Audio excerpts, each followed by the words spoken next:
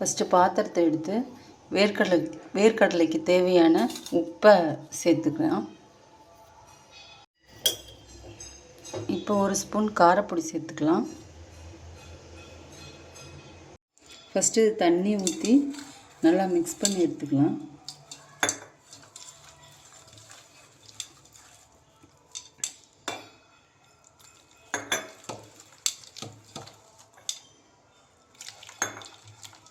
இந்த மாதிரி நல்லா கரைச்சி வச்சுக்கலாம்.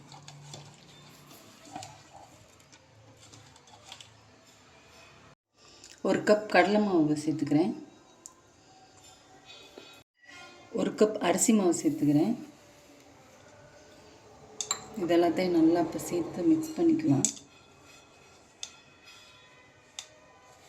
வேணுங்கிற அளவு தண்ணி சேர்த்துக்கங்க. ஊற்றி நல்லா பிணைஞ்சிக்கலாம். இந்த மாதிரி நல்லா பிணைஞ்சி வச்சுக்கலாம். உப்புலாம் இருக்கான்னு பார்த்துக்குங்க. இப்போ வேர்க்கடலை போட்டுக்கலாம்.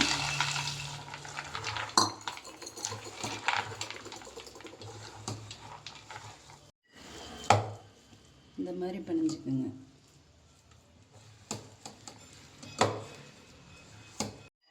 அடுப்பு ஆன் பண்ணி எண்ணெய் காய வச்சுருக்கேன். எண்ணெய் காயட்டும்.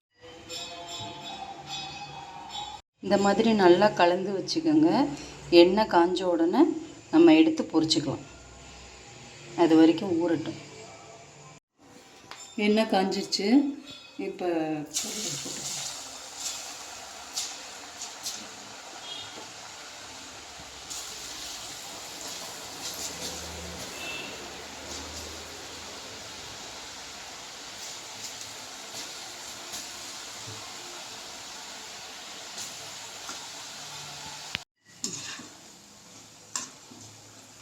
இந்த மாதிரி நல்லா பொரிச்சுக்கலாம். இது பொரித்து சாப்பிட்றத நல்லா பொரித்து எடுத்ததுக்கப்புறம் நல்லா ஆற வச்சு அதுக்கப்புறம் சாப்பிடுங்க. அப்போ தான் நல்லா மொறுமொறுன்னு இருக்கும். இல்லைன்னா ஒரு மாதிரி சாக்குன்னு இருக்கும். சூட்டோடு சாப்பிட்டிங்கன்னா நல்லா ஆற வச்சுட்டு சாப்பிடுங்க.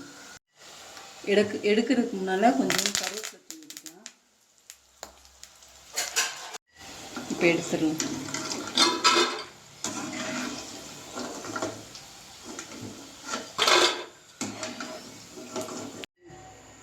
மசாலா வேர்க்கடலை ரெடி ஆயிடுச்சு. நீங்களும் வீட்டில் செஞ்சு பாருங்கள். லைக் பண்ணுங்கள், சப்ஸ்கிரைப் பண்ணுங்கள்.